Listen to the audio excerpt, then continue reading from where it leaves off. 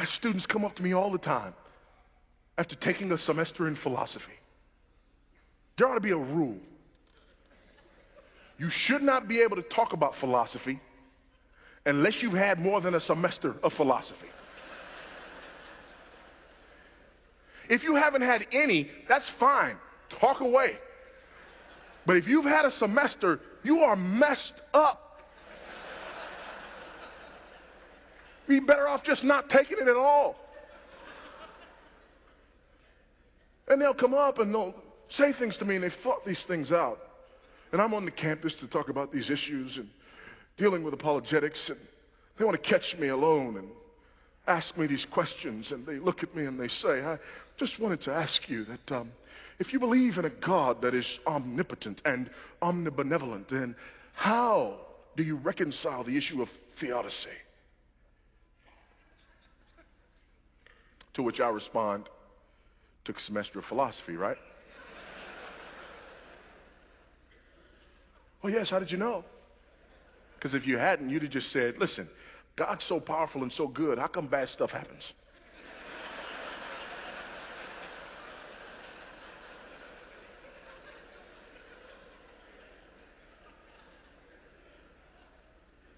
But I'm not going to answer the question until you ask it correctly. I worked on that all week. What do you mean ask it correctly? You're not asking the question properly. What do you mean ask the question properly? It's my question. You can't tell me how to ask my question.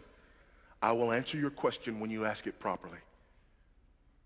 How do I ask it properly? Here's how you ask that question properly. You look me in my eyes and you ask me this. How on earth can a holy and righteous God know what I did and thought and said on yesterday and not kill me in my sleep last night? You ask it that way and we can talk. But until you ask the question that way, you don't understand the issue. Until you ask the question that way, you believe the problem is out there.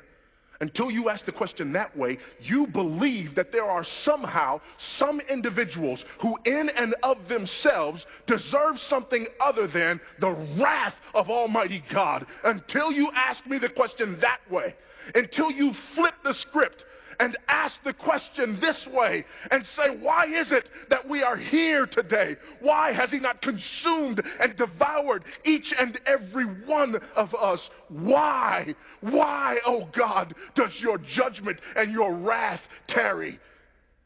When you ask it that way, you understand the issue. When you ask it the other way, you believe in the supremacy of man. How dare God not employ his power on behalf of almighty man? You flip the question around. You believe in the supremacy of Christ. How dare I steal his air? Because the last breath I took, I borrowed it from him. And I'm never going to give it back. When you borrow something and never give it back, you're stealing.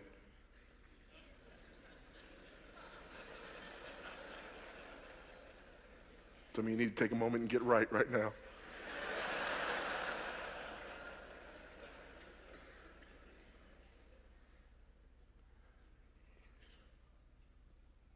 The problem is me.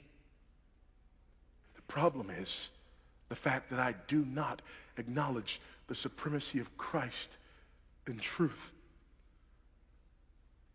The problem is I start with me as the measure of all things. The problem is I judge God based upon how well he carries out my agenda for the world.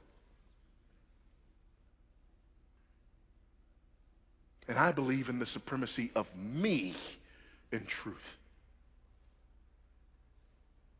And as a result, I want a God who is omnipotent but not sovereign. If I have a God who is omnipotent but not sovereign, I can wield his power. But if my God is both omnipotent and sovereign, I am at his mercy.